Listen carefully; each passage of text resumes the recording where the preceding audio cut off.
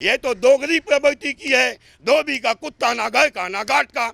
इसने जिस पे विश्वास किया उन्होंने इसको लात मार दिया और जिसका इन्होंने सर काटे, गर्दनें कटवाई, बहन बेटियों का निरादर करवाया, उनको पेड़ों पे झुलवा दिया।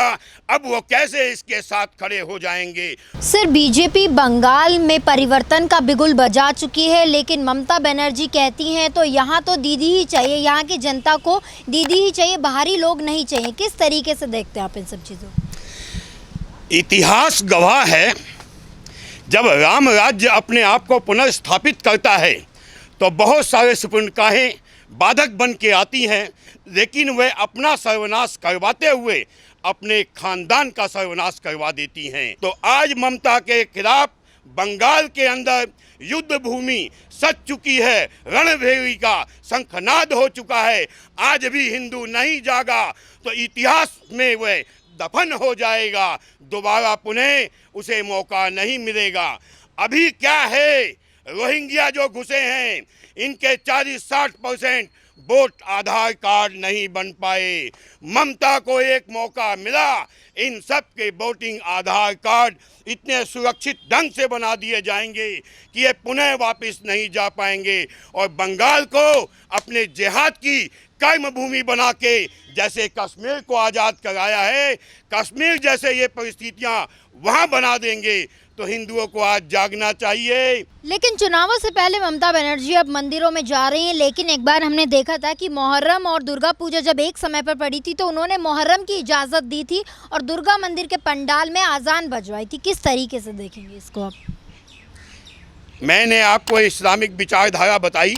बंगाल में, बिहार में चुनाव हुआ, जहां वो संगठित थे, उन्होंने कांग्रेस नहीं देखा, उन्होंने ममता समता माया ममता गमता ये मुलायम सुलायम लालू पालू कुछ नहीं देखा, ओवैसी को वोट डाल दिया।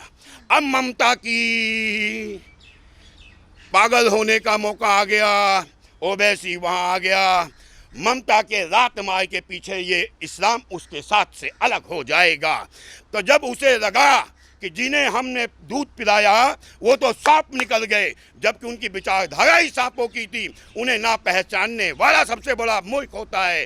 तो जब इसने अपने मूर्खता पहचाना तो वापस आके हिंदुओं के आंख के अंदर मिर्च झोंकने का प्रयास कर रही है। यह प्रयास हिंदू आज सफल हो जाने देता है तो समझो बंगाल का भविष्य हिंदू विहीन होने में 10 साल से ऊपर नहीं लगेगा।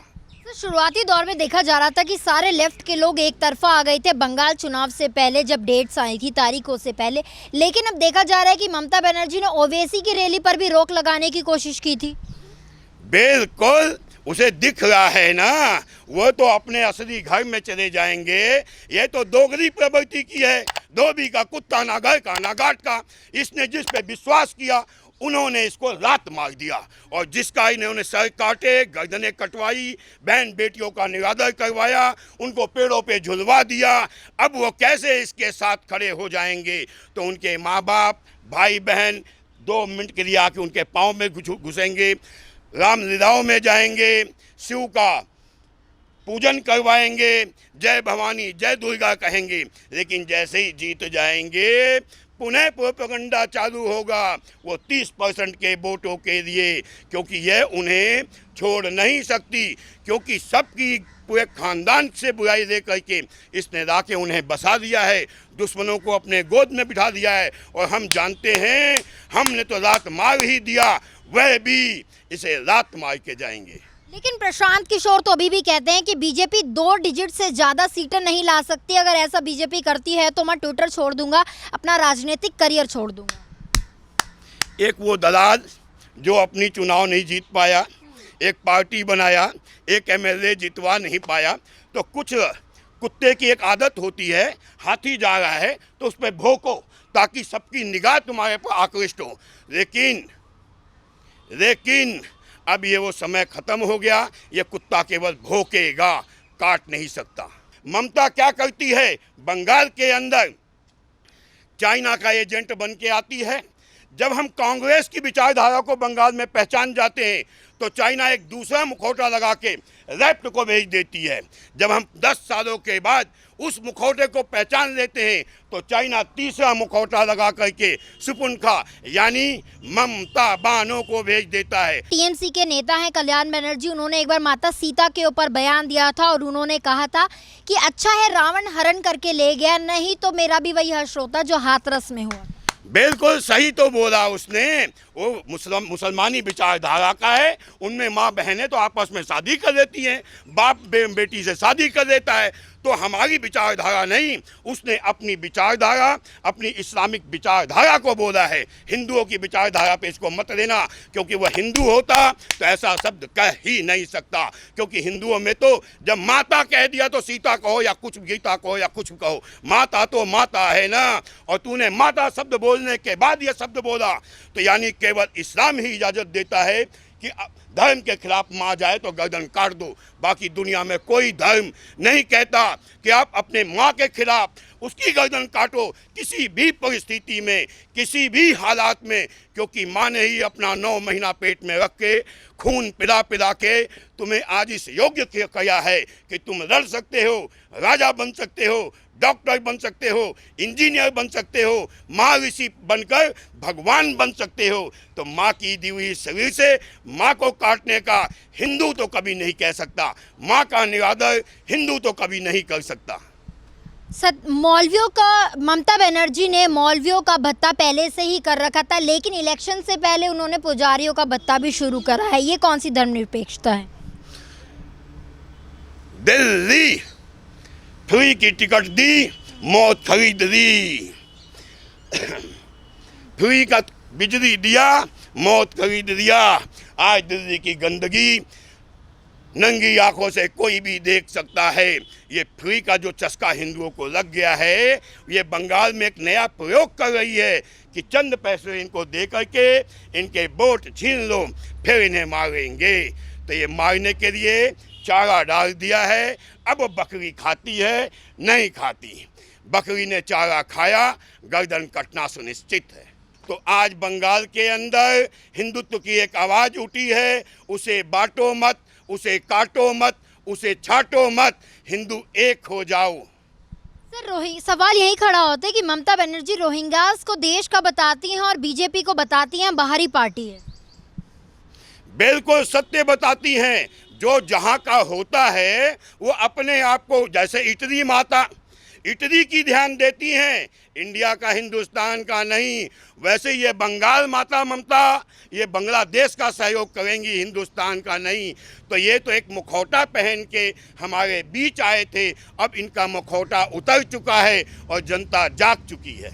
चुनावों की तारीख का जब से ऐलान हुआ है तब से ममता बनर्जी बौखलाई हुई हैं और वो इलेक्शन कमीशन पर सवाल करती हैं कि आखिर 8 चरणों में क्यों चुनाव करवाए जा रहे हैं। आभार है इलेक्शन कमीशन का कि उसने हिम्मत तो की 8 चरणों में करवाने की, जबकि वहाँ तो 28, 30, 50 चरणों में करवाने की आवश्यकता है। क्योंकि 15-20 सालों, 35-40 सालों में सरकारी मशीनरी से हिंदुत्व विचारधारा के लोगों को छाट छाट के निकाल दिया गया और इस्लामिक जिहादी विचारधारा को उसमें स्थापित कर दिया गया है। अगर से एक साथ चुनाव होते हैं तो पूरे चुनाव को देखना असंभव नहीं, नामुमकिन हो जाता है। इस जैसे रावण के साथ एक एक करके मारा गया था, तो वैसे ही इन्हें एक एक को मारने के लिए चुनाव को 50 चरणों में करवाना होगा, वरना उनके करोड़ों एक साथ हवा धावा बोलेंगे और हमारी मशीनरी फेल हो जाएगी। क्योंकि 80% बंगाल की मशीनरी तो उनके सहयोगियों, उनके एजेंटों और उनके जो प्रचारक हैं वो बैठे हुए हैं। सर, हमने देखा पिछले 2 दिन पहले जो है टीएमसी के कार्यकर्ताओं द्वारा बीजेपी की जो चुनावी गाड़ियां थी उनके साथ तोड़फोड़ की गई, उनके सामान उठा के ले गए, लैपटॉप और फ़ोन गायब हैं और बीजेपी ने दावा किया है कि टीएमसी के कार्यकर्ताओं द्वारा ऐसी चीज़ें की गई हैं। विनाश काले विपरीत बुद्धि, राम राज्य आने का यही तो दिखता है कि हालात वो अपने साथ स्वयं ऐसा बना रहे हैं कि गर्त में घुस जाएंगे। राम का घोड़ा रोकने वाला तो सदैव समाप्त हुआ है और होता रहेगा। तो ये राम राज्य के ये घोड़े को सिर्फ बांध सकते हैं, छुपा सकते हैं। जैसे कोई एक ऋषि थे, उन्होंने जाकर छुपा दिया था तो उनके पूरे खानदान का विध्वंस हो गया था। तो क्या सोचती है कि ये घोड़े को 2 मिनट के लिए छेड़ करके, तोड़ करके, रोक करके राम राज्य को रोक पाएगी? नहीं। यह मन कहता है, दिमाग कहता है कि मोदी जी बंगाल के अंदर राम राज्य लाएंगे। सर, देखा जाता है कि जय श्री राम के नारे पर लोगों का गला काट दिया जाता है, लेकिन अब चुनाव से पहले जो है घरों में यज्ञ करवाए जाते हैं टीएमसी द्वारा। इस्लाम का एक विचारधारा है कि जहां तुम अभी कम हो उनके साथ घुल मिल जाओ, उनके साथ घुल मिल के उनके जो आस्थाएं हैं उसको विकृत कर दो। तो ये अभी हमारे धर्म के अंदर घुस के हमें विकृत करते थे, लेकिन जब इन्हें लगा कि हम बंगाल के भरोसे, केवल अपने आदमियों के भरोसे जीत जाएंगे, तो हिंदुओं का इन्होंने वहाँ पे नरसंहार किया। लेकिन आज मोदी जी के कारण परिस्थितियाँ फिर उन्हें वहीं आ गई हैं, क्योंकि आज बंगाल के वोटर 30-35% हैं, लेकिन जो 70-65% हिंदू हैं वो संगठित हो गए हैं, इकट्ठे हो गए हैं। इसलिए इनको समाप्त होना है, इन्हें जाना है। ये धर्म के खिलाफ एक हमला है, इसे राष्ट्रद्रोह के ऊपर रूप में लेके जाना चाहिए, इसे धर्म देश के ऊपर लेके जाना चाहिए, क्योंकि हिंदुओं को डराने की एक मानसिकता है। आज हमारा एक बहुत बड़ा उद्योगपति, एक डरपोक, कायर, हरामी, नीच, गंध, पता नहीं किस खून की पैदाइश ने उसके घर के आगे जेलेटिन लगी गाड़ियां छोड़ गए। क्यों छोड़ गए? एक डर की हालात पैदा करना चाहते हैं, क्योंकि ये हरामी जानते हैं कि ममता बानो ने जो अथक प्रयासों से बंगाल को इंडस्ट्रीज विहीन कर दिया था, वह कहीं फिर ना फलने फूलने लग जाए। वह फैलने फूलने लग गए तो इसके आका चाइना का रोजगार बंद हो जाएगा। तो अपने आका का रोजगार बंद होने से बचाने के लिए चाइना पूरा पैसा लगा रहा है कि बंगाल के अंदर ममता रहेगी तो ये हिंदुस्तानी उद्योगपतियों का बहिष्कार होगा और हिंदुस्तान हमारे पर निर्भर रहेगा और हम हमेशा इसका शोषण करते रहेंगे। शोषण से बचना है तो ममता से बचना है।